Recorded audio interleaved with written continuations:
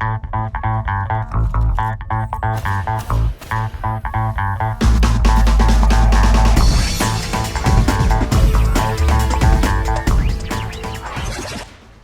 going on, guys? BriarRabbit here. Today, I want to talk about one of my favorite weapons inside Destiny, and that is the weapon you see here, Thorn.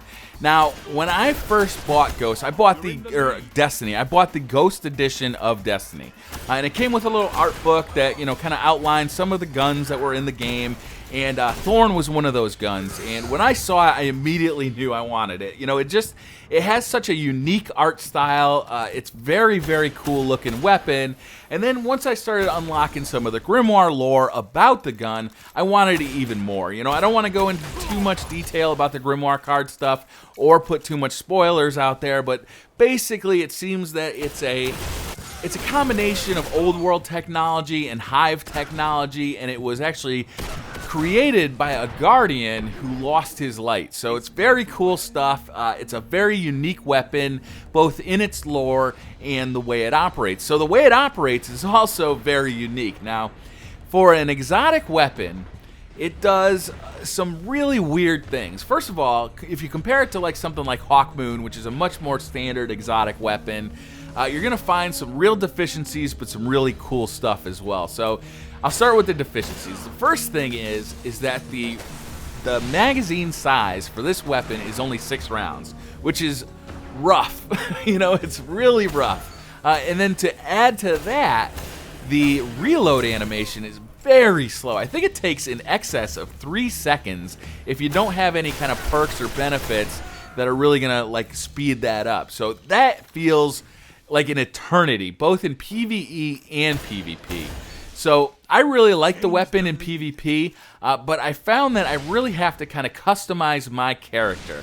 Customize the gear that I'm wearing, also using a hunter that has Chain of Woe active. Chain of Woe, if you don't know, if you're not a hunter, actually every time you get a precision kill, it speeds up your reload animation, and then works across the board with any weapon. But with Thorn, it really comes in handy because the reload speed is so slow and the magazine size is so slow that you really want to speed up that reload speed any way you can. One way to do that, obviously, is with a hunter and Chain of Woe. Another way I've done it, though, is to actually buy armor that has specific perks for hand cannons. My armor has a specific perk that increases the speed of, or decreases the speed of hand cannons. I think I can carry more hand cannon ammo because of my boots and my chest armor.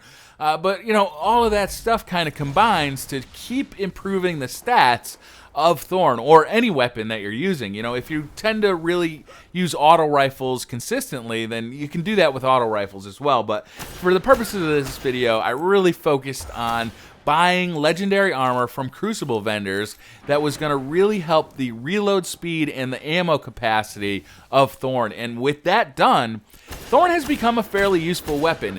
It doesn't work that well in PvE. It's okay for trash mobs because you're constantly getting one-hit kills and many of them. And since Chain of Woe stacks, your reload animation becomes very, very quick, even with Thorn. However, once you start getting into the heavier enemies, the enemies that take more shots to kill, you find that you can't stack Chain of Woe as quickly, so you're going to start losing that fast reload. And once you get to like a big boss, like somebody who you're just dumping magazine after magazine after magazine into, then you lose Chain of Woe altogether. So at that point, Thorn really isn't a great weapon because you're just not going to be able to do the damage over time that you want to be doing with something like a auto rifle or any other gun. So in that regard, Thorn isn't great for PvE. And I wouldn't really put it among the top tier weapons for PvP either. Using it in the Crucible is a lot of fun because of the damage of over time effect that it has. This will get you a lot of post-mortem medals because you might put 3 shots into somebody in the body, and he'll kill you with a fusion rifle, but then as he's running away, the poison effect actually kills him, and that's nice. It's it kind of gives you a haha, I got you anyway kind of feeling. And also, when you're kind of in like a long-range battle and you're both ducking behind cover, then you can actually get that damage at time effect to kill somebody once he's behind cover. You might think he's safe, but because you're using Thorn, then he'll still die once he's behind cover if you've damaged him enough up to that point. So in that regard, it's really fun too. And I've actually had a little bit of success with Thorn in the Crucible by really kind of trying to maximize the strengths of this weapon and minimizing the weaknesses. So I'm always constantly aware of range. I'm always trying to keep enemies as far away as possible. I'm also trying to stay as close to cover as I possibly can, because when I'm up against something like an auto rifle, what I don't want to have happen is him just, firing at my head with a steady stream of bullets while I'm trying to tag him with Thorn. Instead, what I'm doing is I'm firing off a shot, ducking behind cover, firing off another shot, ducking behind cover, and so on. So he can't keep that steady stream of bullets coming at my face with his auto rifle.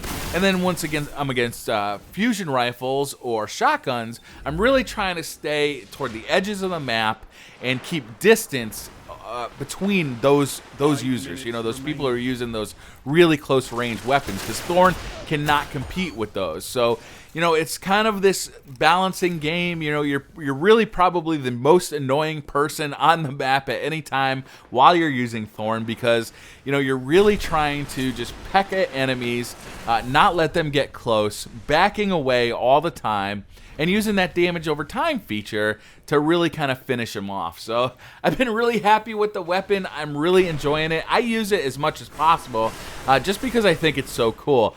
Some of the other hand cannons, the exotic hand cannons, I haven't gotten yet. Hawkmoon has still evaded me. The Last Word has still evaded me.